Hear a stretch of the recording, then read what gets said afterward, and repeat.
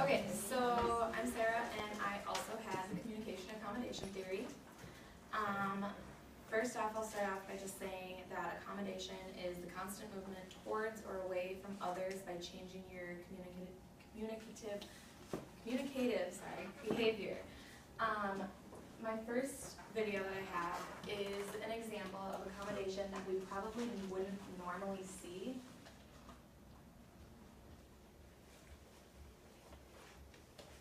So this is something that would be out of 3,000 texts last month. NWRUS? Oh. That wasn't a compliment. Remember the function yeah. F8? Yep, duplicate. And you can adjust the volume. I think it's a little bit too loud on that box.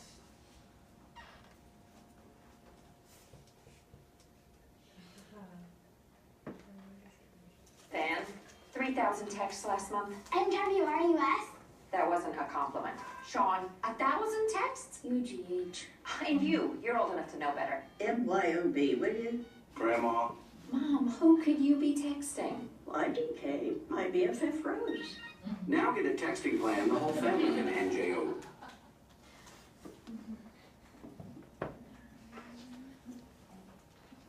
Okay, so that's an example of accommodation through convergence, like Brad talked about, that probably wouldn't be seen as commonly. Do you want to tell us a little bit more how that is happening? Yeah, so convergence is, like Brad said, it is accommodation through becoming more like the other person that you're communicating with. And in that we saw how the grandma was converting into the patterns that her grandchildren were following with the texting language and things like that. So with that, the opposite of this, so imagine having a grandparent or someone like that tag along on a night out on the town. You're not going to act the same way as you would if it was just you and your friends. The communication accommodation theory is present in everyday life. Obviously, we're not going to take our grandparents out on the town with us, but we do still talk to them in family settings. We talk to different authority figures. We talk to children, people that have different communication styles, even in different cultures, and other examples like that. The communication accommodation theory was proposed by Howard Gills, and it does analyze just overall how people accommodate to, excuse me, to different communication styles, behaviors, everything from speed of the speed or the rate that you talk at to your vocabulary and the nonverbals, things like that. So I focused on convergence and divergence, but I focused on the motivations behind them. So like I said before, convergence is defined by your textbook as a strategy of adapting your communication behavior in such a way that becomes similar to another person. The motivations behind this is usually they're looking for a positive reaction from the other people that they're communicating with. It can be used as a way to fit into new places or just to have that positive response, whether it be an interview, acting more professional, or in this case, we've got fitting in a social aspect. Dear kitten, there's something that I need to warn you about. Yeah, there's an A. Today,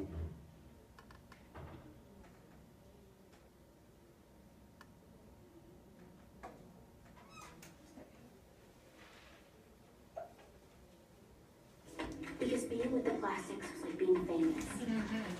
People looked at you all the time and everybody just knew stuff about you.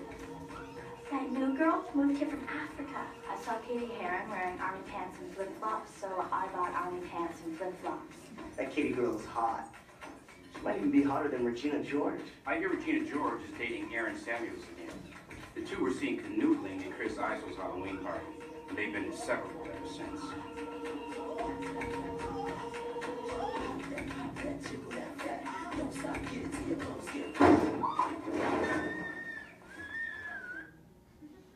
Okay, so the basis of that movie is Katie Heron, the main character. She ends up accommodating through convergence to fit in with the popular girl so she can start dating this guy.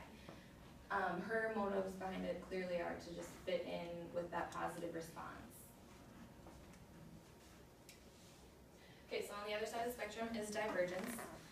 Divergence is defined as communication strategy of accentuating the differences between you and another person.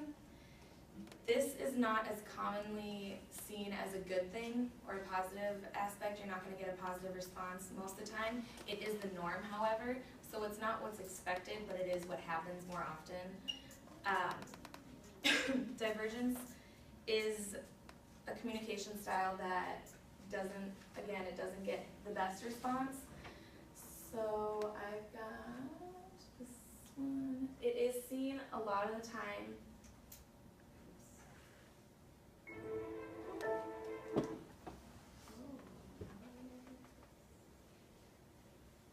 So it is seen a lot of the time in relationships with authority differences, very common with family and how interactions between different generations occur. What's up, dog? Not much, dog.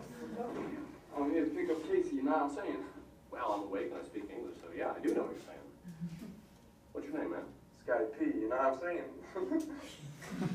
Again, I do know what you're saying, but I appreciate you continuing to check in with me on that. Hi, bye, we're gonna go. Oh. Where do you think you're going? Out. I have just made lunch. When are you coming back? I don't know, later. No, hey, stop, listen to me. Hey, once Kenny is ready, we're out of here, and we will leave with or without you. If you're not here, we're gone. You get it? Okay, fine. That's totally fine. Wait a sec, hold on, come here. I'd like to have a little chat with your friend. Are you kidding me? I'm not kidding you. Could you please have a seat?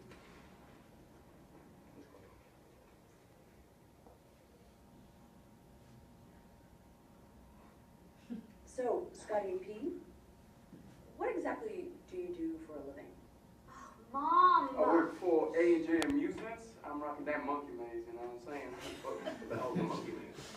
It's like a terrifying death trap, but for little kids.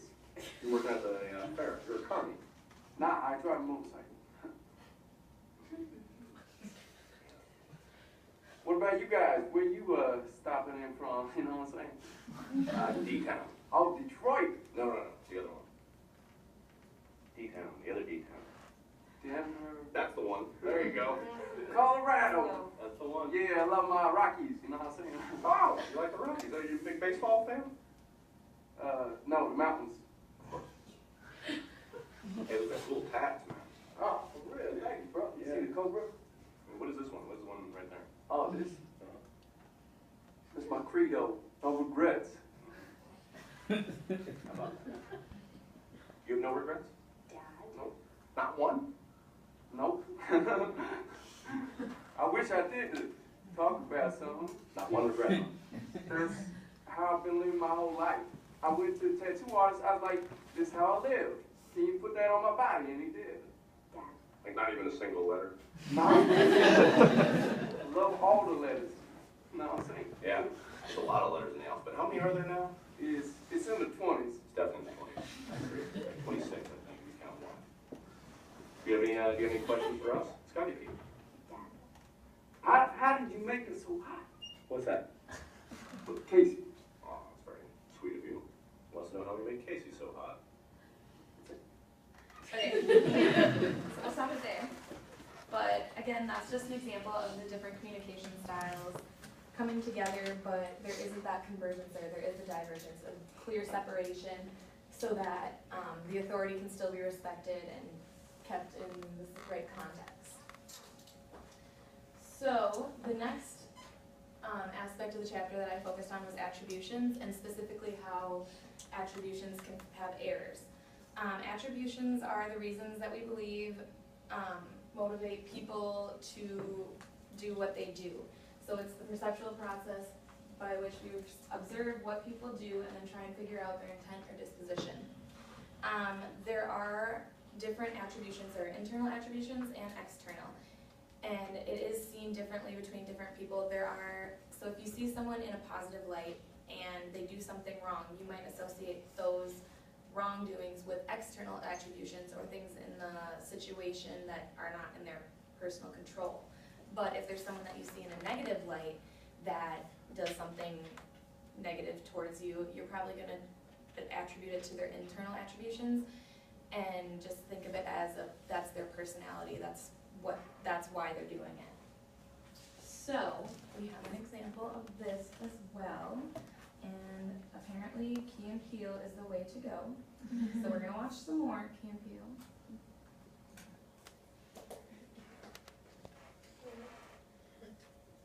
And we're gonna look at specifically the substitute teacher one, but a different substitute teacher clip, and how the kids react to his miscommunication. All right, listen up, y'all. And I will warn I'm you, your it's not my substitute teacher, censored Mr. Garvey. version of this, so there's I taught school for 20 years in the inner city, so don't even think about messing with me. Y'all feel me? Okay, let's take roll here. Jay Quellen. Where's Jay Quellen at? No Jay Quellen here? Yeah. Do you mean Jacqueline? Okay, so that's how it's gonna be. Y'all want to play? Okay then. I got my eye on you, Jay Quellen. Balake. Where is Balake at? No Balake here today. Yes, sir. My name is Blake. Are you out of your goddamn mind? Blake. What? Do you want to go to war, Balake? Because we could go to war. I'm for real. I'm for real. So you better check yourself. D nice. Is there a D nice? If one of y'all says some silly ass name, this whole class is gonna feel my wrath. Now, D nice. Do you mean Denise? Son of a bitch. You say your name right now. Denise? Say it right. Denise? Correctly. Denise? Right. Denise? Right. D nice? That's better. Now, Aaron, where are you? Where is Aaron right now? No Aaron, huh? Well, you better be sick, dead, or mute, Aaron. Here. Why didn't you answer me the first time I said that? Huh?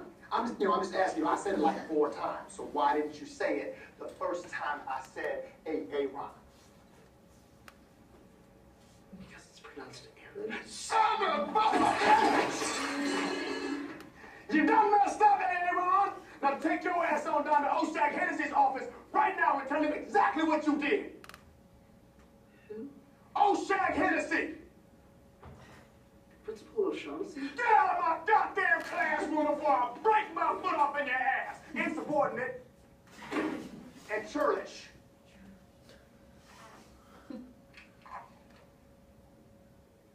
Timothy.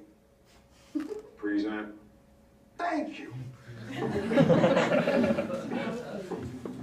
Okay, so in this clip, we saw how the students viewed the teacher, or the substitute teacher,